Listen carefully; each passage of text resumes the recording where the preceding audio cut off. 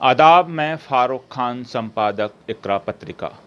Thar news इकरा पत्रिका के इस चैनल में आपका स्वागत है, आपका इस्तकबाल है।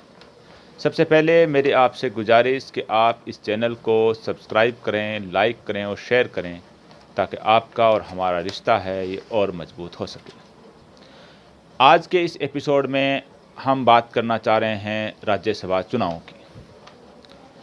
आज 10 जून को राज्यसभा चुनावों को लेकर के राजस्थान में आनन फानन में हलचल तेज हुई। राजस्थान में जो कांग्रेस के विधायक हैं, उनकी जयपुर के एक रिसोर्ट में बाड़ेबंदी की गई, उनको जमा किया गया और कांग्रेस के राष्ट्रीय पदाधिकारी रणदीप सुरजेवाला जयपुर आए, मुख्यमंत्री अशोक गहलोत, डिप्टी सीएम सचिन पायलट वगैरह रिसोर्ट में गए और विधायकों से बात की। राजनीतिक आरोप प्रत्यारोप तेज हुए।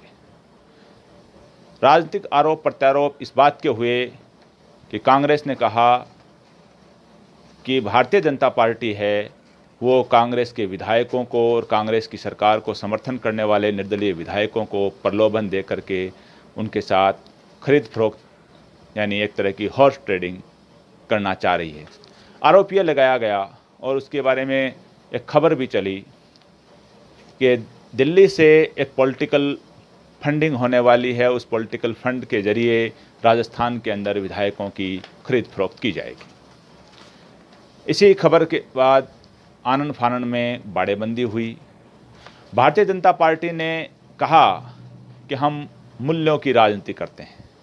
हालांकि भारतीय जनता पार्टी कितनी मूल्यों की राजनीति करती है वो सबके सामने है कि उसने मध्य प्रदेश की सरकार गिराई, उसने कर्नाटक की सरकार गिराई और वहाँ खरीद फरोख्त के ज़रिए विधायकों को लालच के ज़रिए अपनी सरकार बनाई। ये सबके सामने है। लेकिन सबसे बड़ा सवाल ये है कि आखिर देश है, पूरी दुनिया है, कोरोना की चपेट में है। हम अगर हमारे ही देश की बात करें, हमारे ही प्रदेश की बात करें, तो काफ़ी संख्या में मरीज़ मिल चुके हैं। काफ़ी लोगों की इसमें जानें भी चली गई हैं। लोग 2.5-3 महीने से लॉकडाउन की वजह से बेरोज़गार हो चुके हैं, एक एक चीज़ के लिए मोहताज हो चुके हैं। वहाँ विश्व के सबसे बड़े लोकतंत्र में और विधायकों की खरीद फरोख्त के आरोप लगें, एक पार्टी कहे कि हमारे विधायकों की खरीद फरोख्त कर रही है और दूसरी पार्टी कह रही है कि हम मूल्यों की राजनीति कर रहे हैं। ये बात शुरू कैसे हुई कि राजस्थान के अंदर राज्यसभा की 3 सीटें खाली हुई हैं जिनके लिए चुनाव हैं, यानी 3 आदमी ही जीतेंगे, जिसमें विधायकों के आंकड़ा और बहुमत के हिसाब से 2 सीटें कांग्रेस को मिलनी हैं और 1 भारतीय जनता पार्टी को मिलनी है। कांग्रेस ने अपने 2 उम्मीदवार मैदान में उतार दिए। भारतीय जनता पार्टी ने 1 जीत रहा था लेकिन उसने 2 उम्मीदवार मैदान में उतारे। इसका मतलब सीधा सीधा था कि भारतीय जनता पार्टी कुछ निर्दलियों और कुछ कांग्रेस में सेंधमारी करके और कुछ विधायकों के वोट लेकर के अपने आदमी को जिताने की फिराक में है। ये तो जब दूसरे आदमी को मैदान में उतारा उसी से ही जाहिर हो गया था। इस बीच मध्य प्रदेश में सरकार गिर गई और मध्य प्रदेश में भी वही राज्यसभा का और सत्ताकार मंत्रिपरिषद का लालच हुआ और कोई विधायक ये नहीं कहता है कि मुझे खरीदा गया, कोई विधायक ये नहीं कहता है कि मुझे मंत्रिपरिषद में शामिल करने का मुझे ऑफ़र दिया गया, मुझे राज्यसभा का दिया गया या फलां प्रलोभन दिया गया। लेकिन ये सबके सामने है कि ये खेल कर्नाटक में हुआ, ये खेल गुजरात में हुआ राज्यसभा चुनाव को लेकर के, ये खेल मध्य प्रदेश में हुआ। इसी से कांग्रेस जो राजस्थान की सरकार थी और राजस्थान की कांग्रेस पार्टी थी पहले से सतर्क थी। हालांकि कांग्रेस के पास स्पष्ट बहुमत है, लेकिन चुनाव से 9 दिन पहले, चुनाव 19 तारीख को होने और 9 दिन पहले अचानक बाड़ेबंदी करना, और इस बाड़ेबंदी के बीच में एक सबसे बड़ी चीज़ ये हुई कि विधानसभा में जो मुख्य सचेतक हैं डॉक्टर महेश जोशी, उन्होंने एसीबी को पत्र लिखा और शिकायत की कि कांग्रेस के कुछ विधायकों को और कुछ निर्दलीय विधायक जिन्होंने कांग्रेस सरकार को समर्थन दे रखा है, उनको प्रलोभन दिया जा रहा है और राजस्थान की जो लोकतांत्रिक तरीके से चुनी हुई सरकार है उसको अस्थिर करने का प्रयास किया जा रहा है। इसलिए इन ऐसे लोगों के खिलाफ सख्त कार्रवाई की जाए। यानी मुख्य सचेतक ने एसीबी को पत्र लिख करके इस चीज़ को और स्पष्टता दे दी कि कहीं ना कहीं दाल में काला है और कांग्रेस के विधायकों के साथ, निर्दलीय विधायकों के साथ सेंधमारी करने की भारतीय जनता पार्टी ने पूरी तैयारी कर ली है। अब आप बात देखिए कि ऐसा नहीं है कि ये काम भारतीय जनता पार्टी ही कर रही है, कांग्रेस भी इस मामले में कोई दूध की धुली नहीं है। कांग्रेस के अंदर भी ऐसे कई बार मामले हुए हैं। और नया घटनाक्रम मैं आपको बताऊं कि अभी इसी 2018 के विधानसभा चुनाव में जो बहुजन समाज पार्टी के 6 विधायक जीत करके आए और उन 6 के 6 ने अपनी पार्टी छोड़ करके कांग्रेस को में शामिल हो गए। लेकिन कहने को तो यही है कि 6 के 6 हैं, वो पूरी तरह कानूनी प्रक्रिया के तहत वो कांग्रेस के अंदर शामिल हो गए।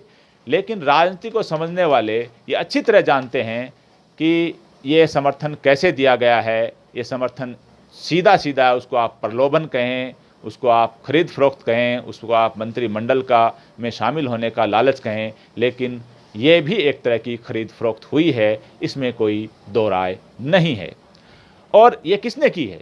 ये खुद जो मुख्यमंत्री अशोक गहलोत हैं, जो भारतीय जनता पार्टी के बारे में ये कह रहे हैं कि वो हमारी सरकार को अस्थिर करना चाह रही है, हमारे लोगों को प्रलोभन दे रही है, लेकिन उन्होंने किसी और पार्टी के 6 विधायकों को प्रलोभन दे करके और कांग्रेस में शामिल किया है। और अगर उनके इससे पहले वाले कार्यकाल, जो 2008 में उनका कार्यकाल शुरू हुआ, तब भी 6 विधायक बसपा के जीत के आए थे, उनको भी उन्होंने अपनी पार्टी में शामिल किया था और उनमें से कुछ लोगों को मंत्री भी बनाया था। यानी ये जो प्रलोभन का, पदों का, लालच का, खरीद फरोख्त का सौदा है, ये न सिर्फ भारतीय जनता पार्टी कर रही है, ऐसा कांग्रेस ने भी किया है। तो अब इस मामले में तो दोनों पार्टियां एक जैसी हैं। यानी भारतीय जनता पार्टी जो ये कह रही है कि मूल्यों की राजनीति कर रहे हैं, वो भी इस मामले में पूरी तरह, बिल्कुल एक तरह से वो साफ हो चुका है कि उसके पास मूल्यों की कोई राजनीति नहीं है, उसके पास सिर्फ सत्ता की राजनीति है और सत्ता के लिए वो किसी भी स्तर तक जा सकती है। कांग्रेस के लिए है कि कांग्रेस के अंदर खुद अशोक गहलोत किस तिकड़म से, किस सियासी रणनीति के तहत और किस पूरे एक तरह का जो सचिन पायलट जो डिप्टी सीएम है और खुद सीएम है, इनके अंदर कैसी रस्साकशी चली थी सीएम की ओथ से पहले, उसके बाद में चली थी।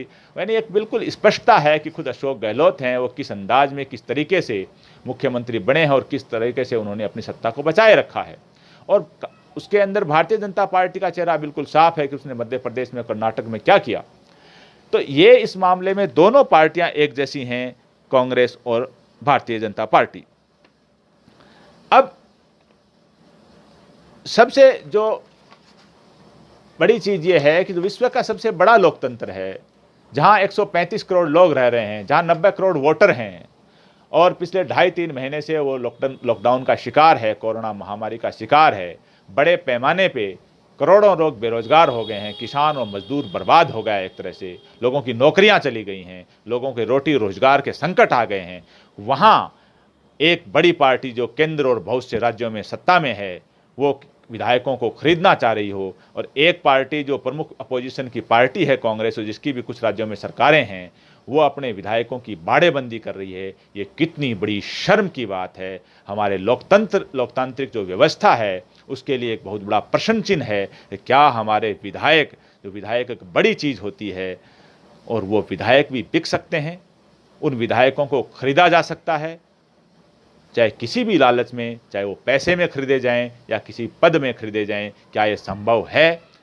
मेरे ख्याल में संभव नहीं होना चाहिए। लेकिन जिस अंदाज में बाड़ेबंदी और बयानबाजी हो रही है, उससे स्पष्ट हो चुका है कि विधायकों को खरीदने की कोशिश हो रही है और राजस्थान सरकार को गिराने की और कमज़ोर करने की कोशिश हो रही है। और अगर हम देखें पूर्व में, तो ऐसा कर्नाटक में, मध्य प्रदेश में, गुजरात में हो चुका है। तो इस मामले में दोनों पार्टियां, कांग्रेस और भारतीय जनता पार्टी हैं, वो बराबर की एक जैसी हिस्सेदार हैं। और कांग्रेस को खास तौर से सोचना चाहिए कि आपने कैसे लोगों को टिकट दिया था। क्या ऐसे लोगों को टिकट दिया जो कांग्रेस के सिंबल पे टिकट लेकर के जीतने के बाद क्या बिक सकते हैं?